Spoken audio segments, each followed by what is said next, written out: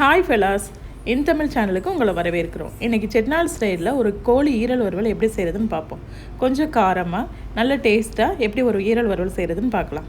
இதுக்கு நாங்கள் 1 கிலோ ஈரல் எடுத்திருக்கோம். அதை நல்லா 2 கட் பண்ணி கழுவி வச்சுருக்கோம்.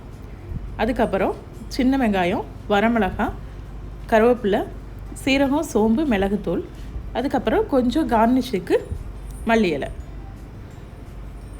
அடுப்பில் கடாயை வச்சு அதில் கொஞ்சம் எண்ணெய் ஊற்றி சோம்பு, சீரகம் இது ரெண்டும் நல்லா வெடித்ததுக்கப்புறம் வரமிளகா போட்டு நல்ல எண்ணெயில் வரமிளகாயை நல்லா பொரிக்கணும். அப்போ தான் அந்த வரமிளகா சீரகம் ஃப்ளேவர் தான் உங்களுக்கு அந்த டிஷ்ஷில் நல்ல ஒரு டேஸ்ட்டை கொடுக்கும். அதுக்கப்புறம் கருவேப்பிலை போடணும். கருவேப்பிலை நல்லா பொரிஞ்சதுக்கப்புறமா சின்ன வெங்காயம்.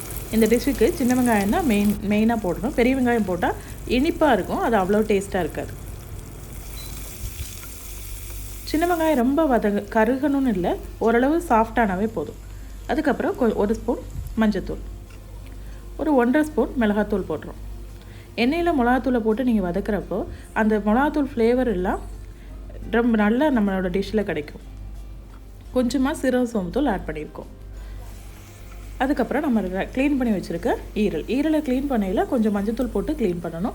அதில் ஏதாவது வேஸ்ட்லாம் இருந்துச்சுன்னா ஈரல் எல்லாத்தையும் போட்டு நல்லா அது கூட மிக்ஸ் பண்ணணும். ஈரல் ஏற்கனவே தண்ணி விடும், அதனால் ஈரல் போடையில் கொஞ்சம் நல்லா புளிஞ்சிட்டு போடணும். அதுக்கப்புறம் 1 ஸ்பூன் உப்பு, உங்கள் டேஸ்ட்டுக்கு ஏற்ற மாதிரி நீங்கள் உப்பு போட்டுக்கலாம்.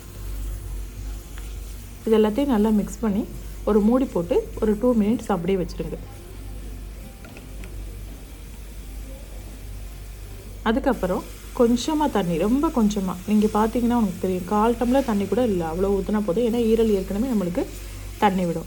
ஆனால் ஈரல் வேகணுங்கிறதுக்காக நம்ம கொஞ்சமாக தண்ணி விட்டுரும். அதுக்கப்புறம் மூடி அதை வேக வச்சுருங்க. இது ஓரளவு வெந்ததுக்கப்புறமா ஃபைனலாக கொஞ்சம் மிளகுத்தூள் போட்டு ஒரு 2 நிமிஷம் க்ளோஸ் பண்ணி வச்சுட்டு உங்களுக்கு எவ்வளோ கன்சிஸ்டன்சி, இது நாங்கள் ஒரு ஸ்டேஜ் முன்னாடியே எடுத்துருக்கோம். இன்னும் ட்ரையாக வேணாலும் நீங்கள் ட்ரையாக வச்சுக்கலாம். கடைசியில் கொஞ்சமாக மல்லி இலை போட்டு ஃபினிஷ் பண்ணிட வேண்டியதான். ரொம்ப சுவையாக இருக்கும். ட்ரை பண்ணி பார்த்துட்டு எப்படி இருந்துச்சுன்னு எங்களுக்கு சொல்லுங்கள். தேங்க்ஸ் ஃபார் வாட்சிங்.